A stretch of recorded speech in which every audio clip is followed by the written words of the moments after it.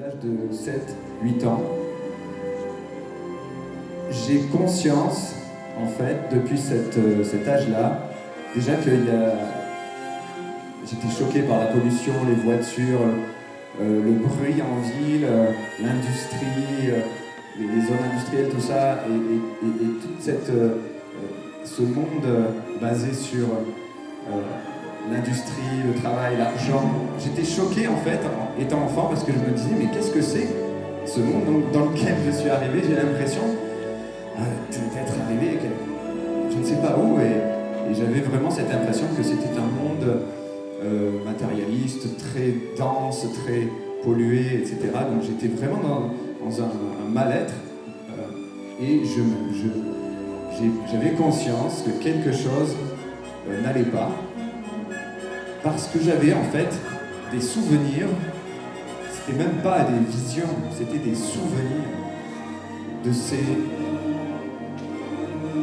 ce futur extraordinaire,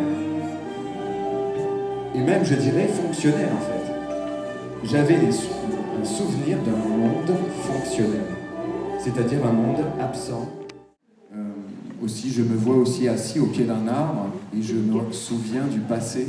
Et là, des enfants arrivent, les enfants du futur arrivent et me tarautent de questions sur ce qu'était la Terre d'avant, c'est-à-dire l'ancien monde que nous vivons maintenant. Et surtout, ils me demandaient, dans cette vision, mais on aimerait vraiment savoir comment est-ce que vous avez... Qu'est-ce qui s'est passé quand il y a eu les grands bouleversements, le grand changement, la grande bascule, etc. Eux, ces enfants du futur dans mes visions, avaient vraiment envie de savoir ce qui s'était passé au moment où nous vivons aujourd'hui, qui est un moment difficile de transition, de très gros sauts quantiques, de nettoyage, etc.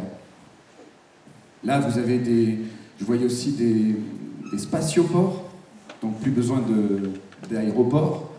Ce sont des spatioports dans le futur, c'est-à-dire que non seulement on peut aller à Paris, Londres ou ailleurs, mais aussi sur Mars, Vénus, Sirius, Orion, Vega, vous imaginez, vous avez vos destinations et vous partez explorer une autre constellation en dehors de notre système solaire. Ça, c'est vraiment le futur qui nous attend. Et c'est absolument extraordinaire. À présent, je vais vous parler de mon premier contact. Et là, tu peux ouvrir le dossier Premier contact. C'est l'expérience que j'ai vécue. Donc, quand j'étais enfant, j'avais déjà une sensation d'être observé, d'être surveillé, mais de façon bienveillante, c'est comme si j'avais des parents dans le ciel, dans les étoiles particulièrement, et l'été, quand j'étais chez mes parents, à la Bastide-Beauvoir, qui est sur la route de Revel, dans les années 80, on avait une maison là-bas, et donc il n'y avait absolument aucune pollution lumineuse, donc je voyais le ciel, c'était extraordinaire. Et donc je m'étendais dans l'herbe, ou alors je dormais carrément sur un matelas, et je me laissais porter par ce ciel. Et dans ces étoiles, je me sentais envahi d'un bien-être, d'une présence surtout. Je sentais une présence qui veillait sur moi. Un peu comme si ça me disait « tu n'as rien à craindre, laisse couler ». Et puis, sois toi-même un peu, voilà, des choses comme ça.